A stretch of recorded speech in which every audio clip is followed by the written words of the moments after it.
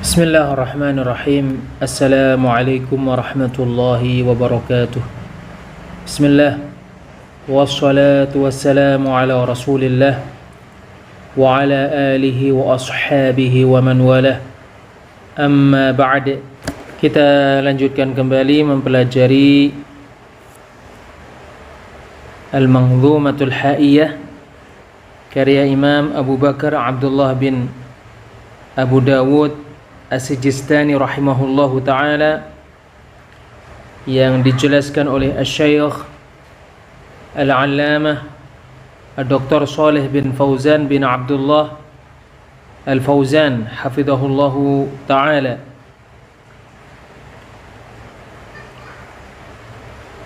Perkataan An-Nazim, penyair rahimahullahu ta'ala, la'allaka tuflihu, mudah-mudahan kamu beruntung, yaitu apabila kamu menginginkan keberuntungan, dan keberuntungan adalah kebahagiaan di dunia dan di akhirat, maka berpegang teguhlah dengan tali Allah dan ikutilah petunjuk. Inilah dia jalan keberuntungan. Keberuntungan adalah kathratul khairi wa nailus sa'adah, banyaknya kebaikan dan diperolehnya kebahagiaan. Allah Ta'ala berfirman di surat Al-Mu'minun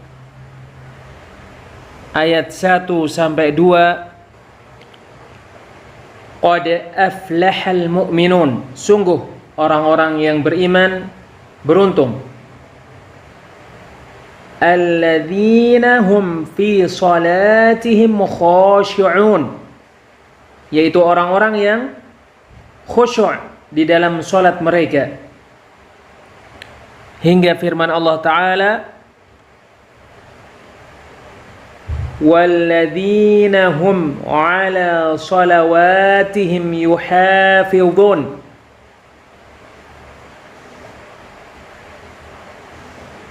dan orang-orang yang menjaga salat-salat mereka, ulaika humul warithun, mereka itu adalah orang-orang yang mewarisi, mendapatkan, alladzina yarithunal firdausa hum fiha khalidun, yaitu orang-orang yang mewarisi surga Firdaus dalam keadaan mereka kekal di dalamnya.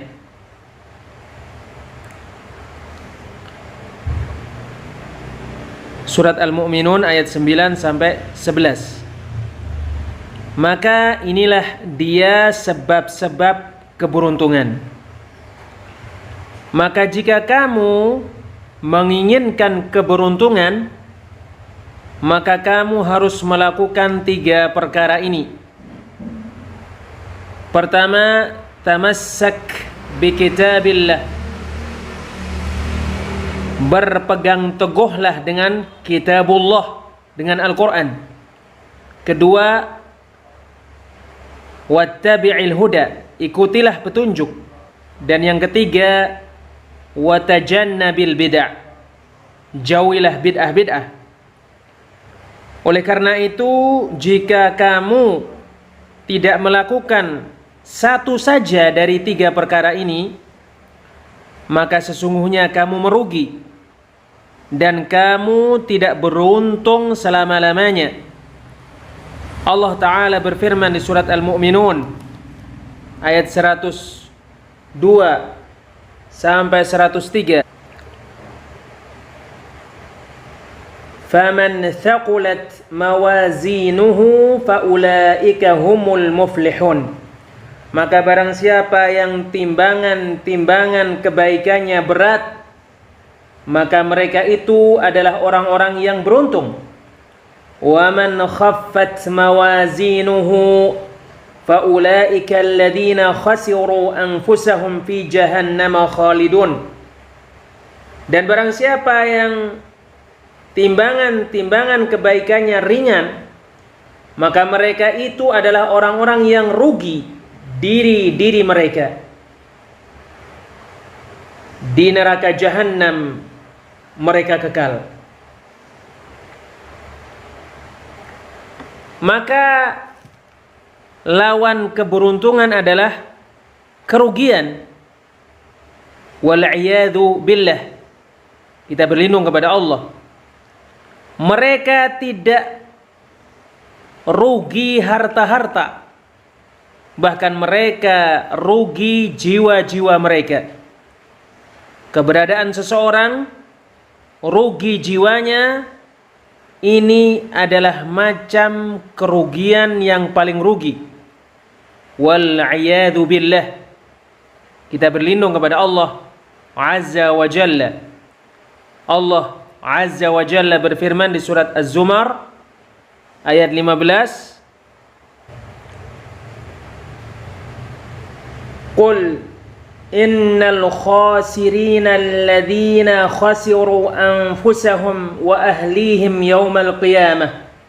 Katakanlah sesungguhnya orang-orang yang merugi adalah orang-orang yang merugi jiwa-jiwa mereka dan keluarga mereka pada hari kiamat. Ala dzalika huwal khusranul mubin. Perhatikanlah, itu adalah kerugian yang nyata.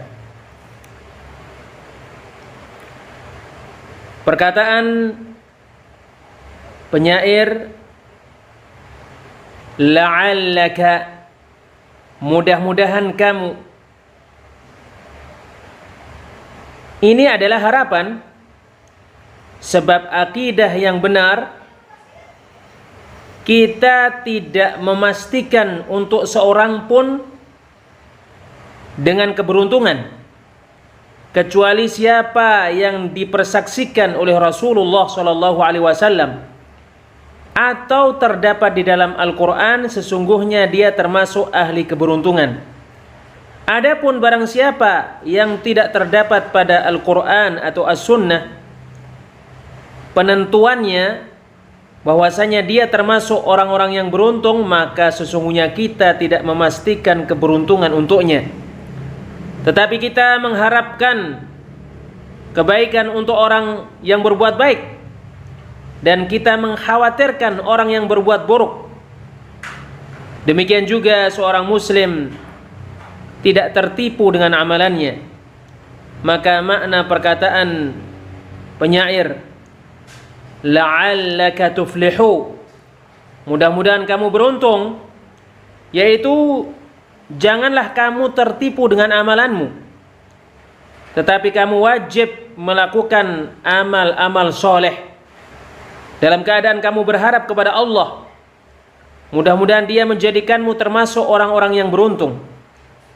Dan jangan bersandar kepada harapan semata tanpa beramal, sebab ini adalah jalan orang-orang yang tersesat. Ini adalah harapan yang tercela. Harapan yang terpuji adalah harapan yang disertai dengan amal soleh. Maka kamu melakukan sebab dan kamu berharap kepada Allah Azza wa Jalla kebaikan.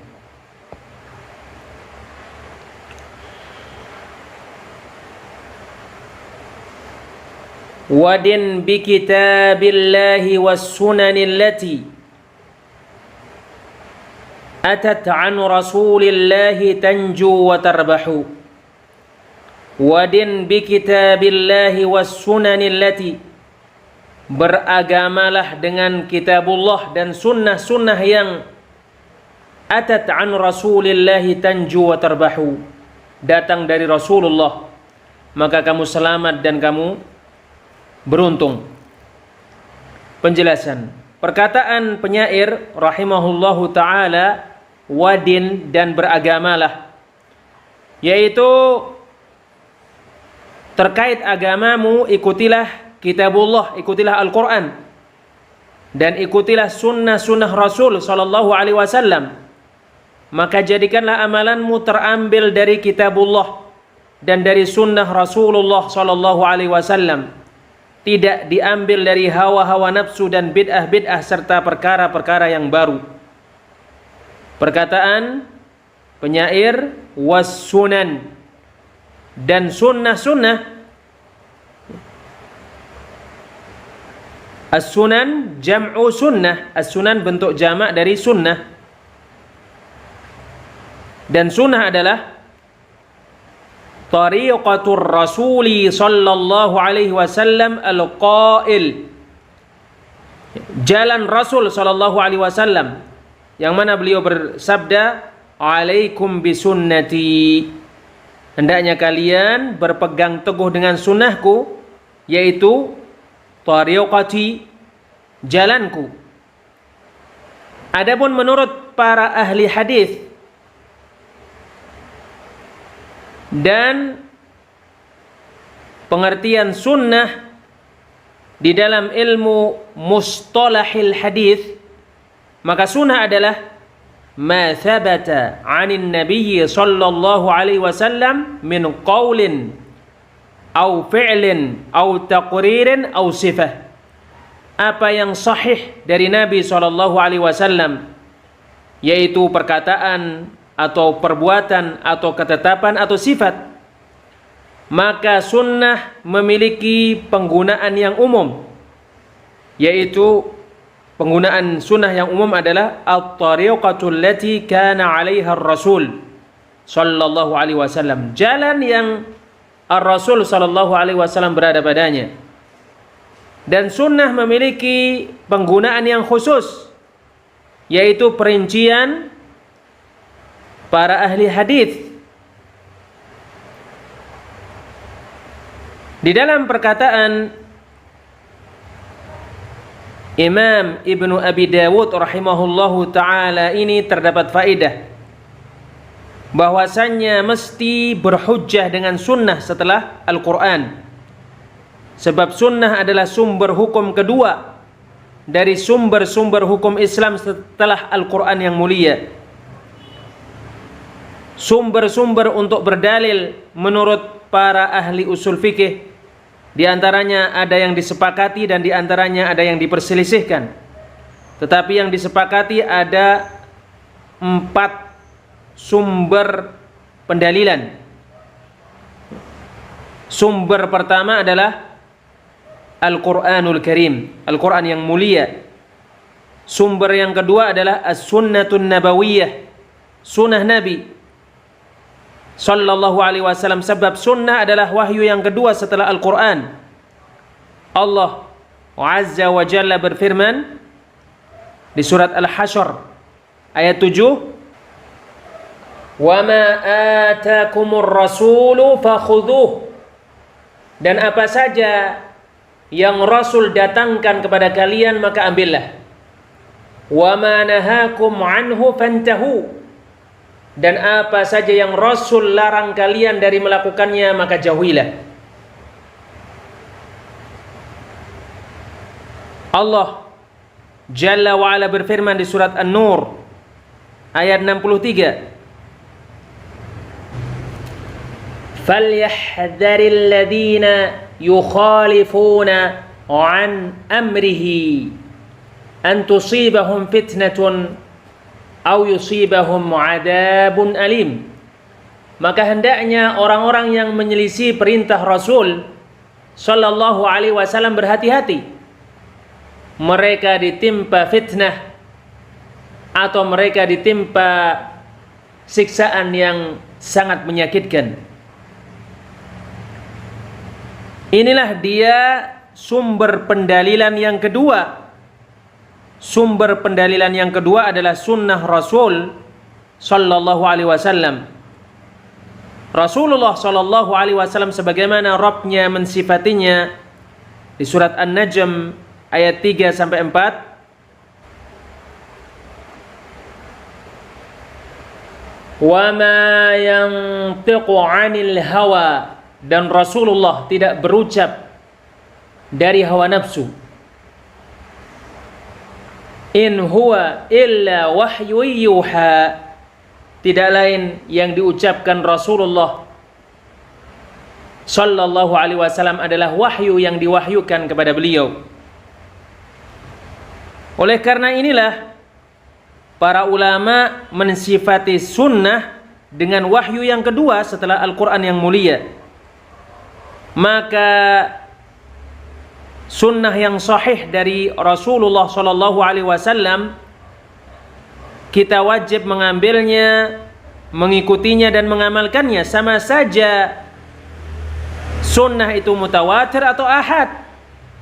Berbeda dengan para ahli bid'ah yang mengingkari sunnah. Mereka mengatakan kita cukup mengamalkan Al-Quran. Dimaklumi dan termasuk perkara yang tetap adanya bahwasanya mengamalkan sunnah termasuk mengamalkan Al-Quran. Sebab Allah Jalla wa'ala berfirman di surat Al-Hasyr ayat 7, "Wa ma atakumur rasulu fakhudhuh." Dan apa saja yang Rasul datangkan kepada kalian maka ambillah. Iya. "Wa ma nahakum anhu fantahu." Dan apa saja yang Rasul larang dari kalian melakukannya maka jauhilah. Mereka mengatakan Quran cukup bagi kita, padahal Allah Azza wa Jalla berfirman di surat An-Nisa ayat 80, "May yuti'ir rasula faqad ata'a Allah." Barang siapa yang taat kepada Rasul maka sungguh dia telah taat kepada Allah. Allah Ta'ala berfirman di surat Al-A'raf ayat 158, "Wattabi'uhu la'allakum tahtadun."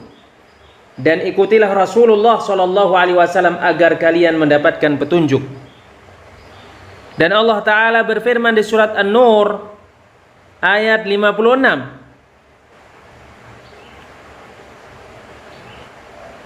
"Wa ati'ur rasula la'allakum turhamun." Dan taatlah kalian kepada Rasul agar kalian diberi rahmat oleh Allah Azza wa Jalla. Maka orang-orang yang mengatakan Al-Quran cukup bagi kita berdusta terkait perkataan mereka. Kita mengamalkan Al-Quran, sebab mereka belum mengamalkan Al-Quran ketika mereka tidak menganggap sunnah. Demikian juga sebab terdapat pada Al-Quran perkara-perkara yang mujmal, dan sunnahlah yang menjelaskannya dan memperincinya. Allah Jalla wa'ala berfirman kepada nabinya di surat An-Nahl ayat 44, "Wa anzalna ilaika adh-dhikra litubayyana lin-nasi ma nuzzila ilaihim wa la'allahum yatafakkarun." Dan kami menurunkan kepadamu adz-dzikr agar kamu menjelaskan kepada manusia apa yang telah diturunkan kepada mereka dan agar mereka berfikir. Maka sunnah memiliki keterkaitan yang erat dengan Al-Quran, sebab sunnah menjelaskan dan menggamblangkan Al-Quran. Sunnah memperinci perkara yang mujmal yang terdapat pada Al-Quran. Sunnah menjadikan muqayyad perkara yang mutlak yang terdapat pada Al-Quran. Kadangkala Al-Quran dihapus dengan sunnah, dan sunnah dihapus dengan Al-Quran.